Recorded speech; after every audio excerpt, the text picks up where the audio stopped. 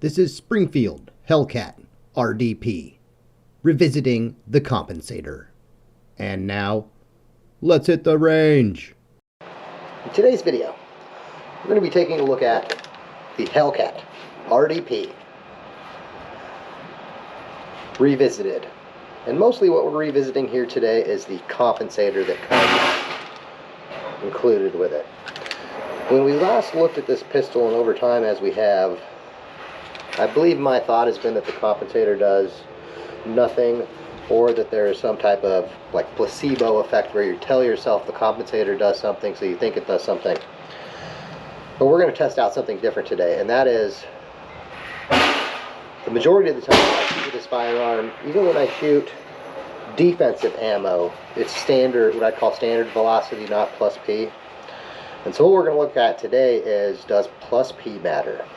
Because what I didn't think about in the past was, and I'm not a car expert obviously, but I was watching Donut and stuff, and I kind of wonder if it's like your engine needs to get up to a certain RPM before your turbo kicks in. I kind of wonder if we need like a bullet, if we need enough power and or velocity before there's a noticeable difference. Maybe you need like a certain gas volume going through the compensator before it actually kicks in or something. I don't know, not a scientist. So anyway, we brought a few different types of ammo today to put that to the test. And we're going to start with the Remington UMC 115 grain full metal jacket, which is what I'd say our usual range ammo tends to be something around this type. So here we go, the top, or the middle bullseye left hand target, here we go. 10 shots. We'll see if we can notice a difference.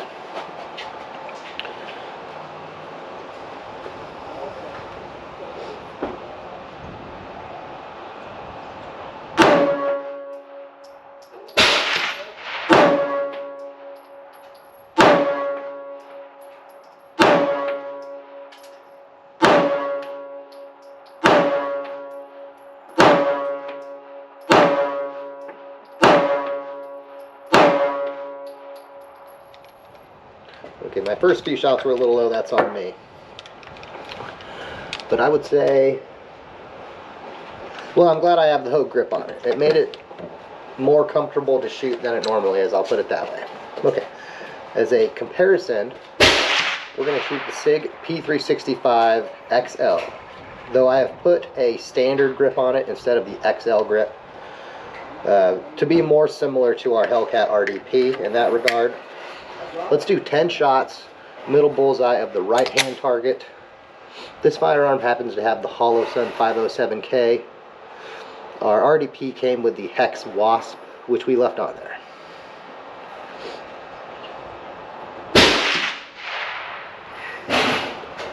Hold up, bad guy, I need to turn my sight on. Okay, here we go.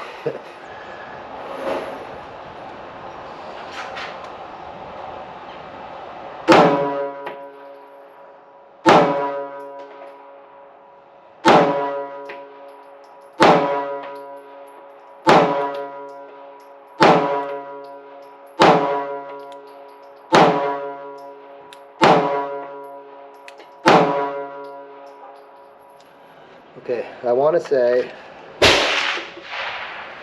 maybe a little more felt recoil with the SIG, but that could come down a lot down to the no Hogue grip, and I guess technically no pinky extension on that, though I can get a full grip with the magazine in there. That's just enough of a, we'll call it a shoe on there, to where I can get just enough of my pinky on there to where it doesn't bother me. Okay, so Remington UMC, I would say, if there was a difference, I think it was compensator related. But, you know, different firearms feel different anyway, so we would really need just a different Hellcat with no compensator. We could take the compensator off, I don't want to. Short and sweet. Okay, let's go on to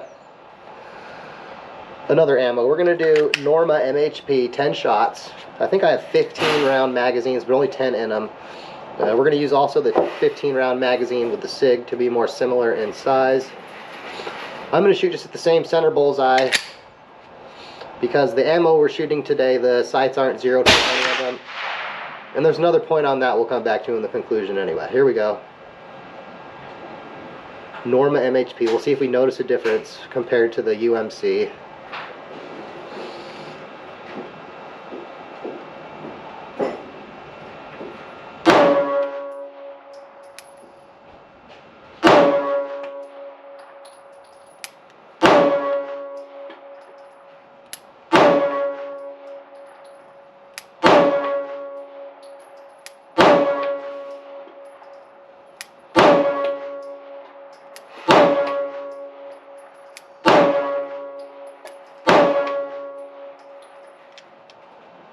Okay. To me, it felt like less recoil than the UMC. Was that lighter bullet? I don't know. Let's try the SIG here. We'll see if we observe the same difference with the SIG here. Is there a lighter, sharper recoil compared to the UMC? Here we go.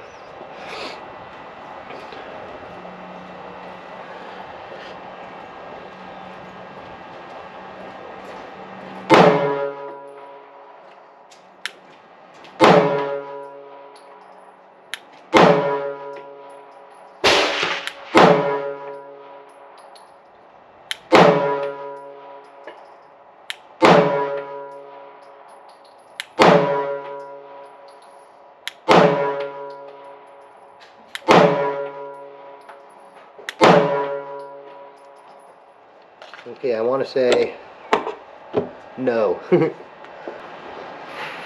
Okay. Now what we're going to do is I have loaded 5 rounds of UMC, 5 rounds of Norma. And I've alternated them, so the first shot will be the UMC, the second shot will be the Norma, the third shot will be the UMC, and so on until we finish the magazine. Both magazines, one for our SIG, one for our Springfield, are loaded that way. 10 shots. We're going to use the 15 round magazine so we have similar sized firearms all the way around. Here we go. We'll shoot at the center bullseye again because we mostly care about the recoil and the compensator. If any of this ammo was our carry ammo, we would zero the sights to that ammo. So anyway, here we go.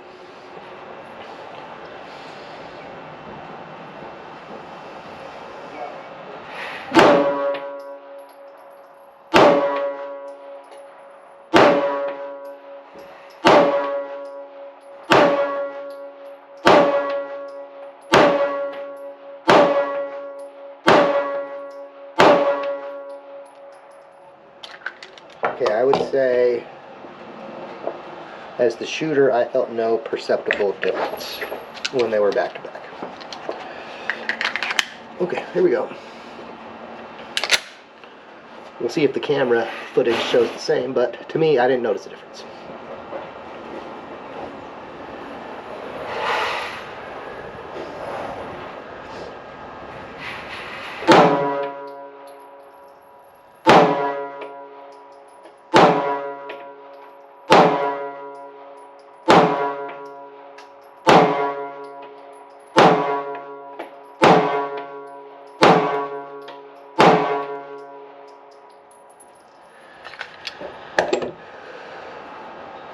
I don't know. I'm going with no perceptible difference. I mean, there could have been, but not enough to where I could articulate it if there was a difference. Okay, so we looked at what I would say normal range ammo. We looked at some, what I would say standard velocity personal protection ammo.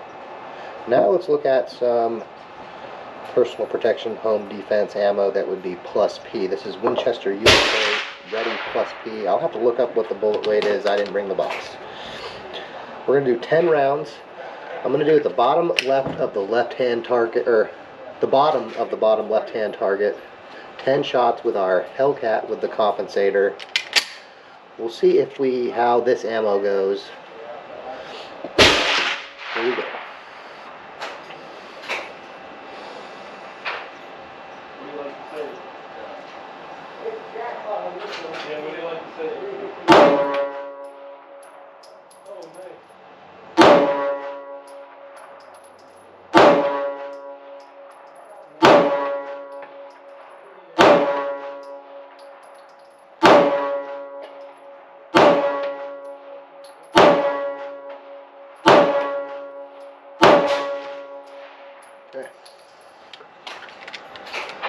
I used the iron sights for the last 5 or so, and you can see they're pretty much spot on.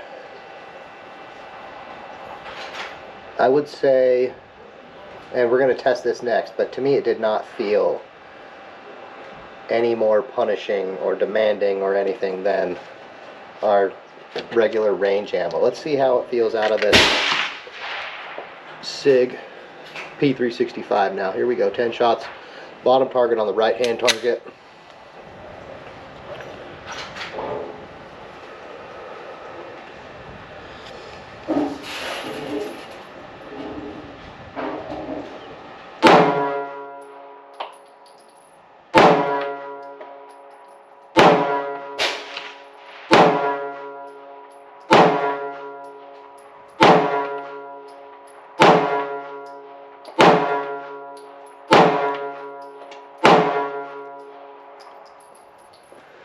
Okay, maybe slightly more, I don't know.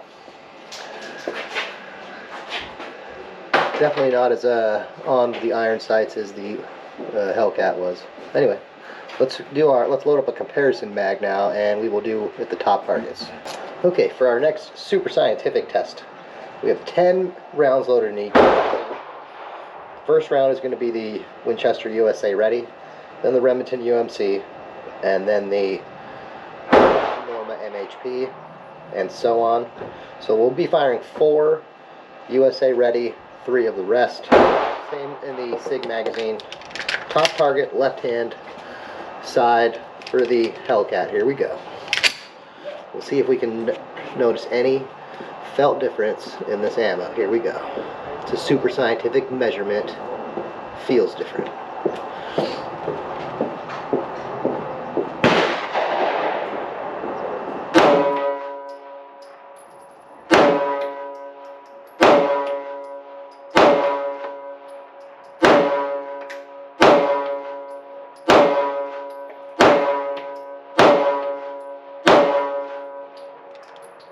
Okay, so noticeable difference. Winchester USA Ready, most felt. I would say the UMC was the lightest. The Norma was subtly sandwiched between the two. But you could, firing them back to back to back, notice a difference. Let's see if we have the same experience with our SIG here.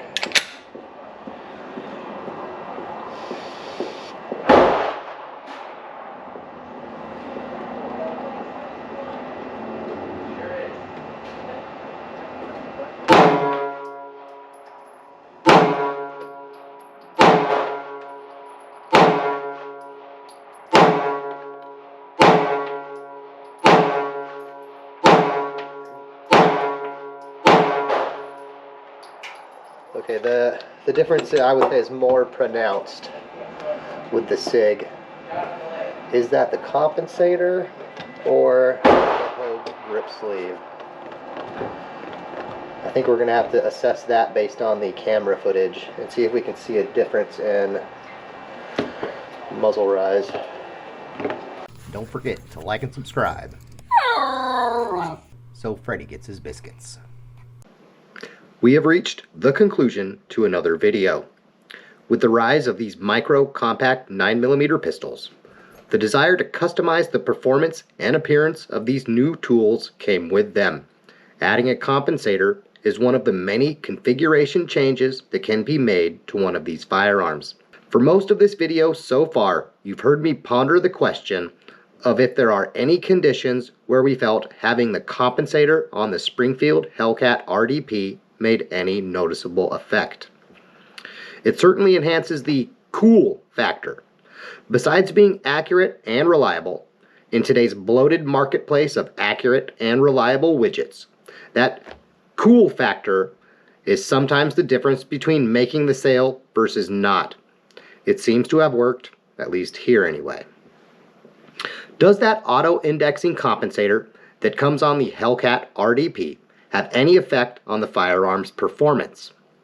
In our experience, maybe, but we're leaning towards the no-ish side. There may be a slight difference, maybe a very slight flattening of the recoil, but we didn't find it to be the type of noticeable difference that makes a noticeable difference on the end result or how we got there. Depending on what corner of the internet you frequent, you'll see results tossed out ranging from there being a slight effect to up to 45% reduction in felt recoil. Some corners make the results sound so good that it makes you wonder if you'll get a second one for free if you just pay shipping and handling.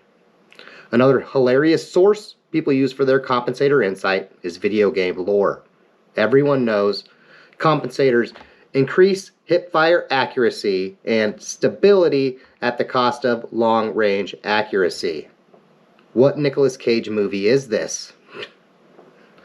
Anyway, using our super scientific feels like measurements and looks like results, we didn't find there to be any noticeable difference in the holes on paper to say the addition of a compensator to our micro compact double stack 9mm pistol had any noticeable effect on it other than in the cool factor.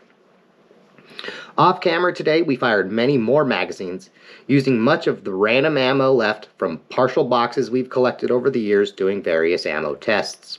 Double taps, one-handed shooting, shooting offhand, you get the idea. There wasn't any instance today where there was something we could point to and say, there, that's the difference, that's it right there. On this style firearm, for us, the compensator remains more in the cosmetic side of changes instead of, say, a performance improvement type change. That's just our opinion on the subject based on our experience with the firearm so far. Let us know in the comments what your experience has been with a compensator on a micro compact double stack 9mm pistol. What's your magical setup that makes your compensator compensate for something like snappy recoil? We hope you enjoyed this video. Thanks for watching, and as always, have a good day.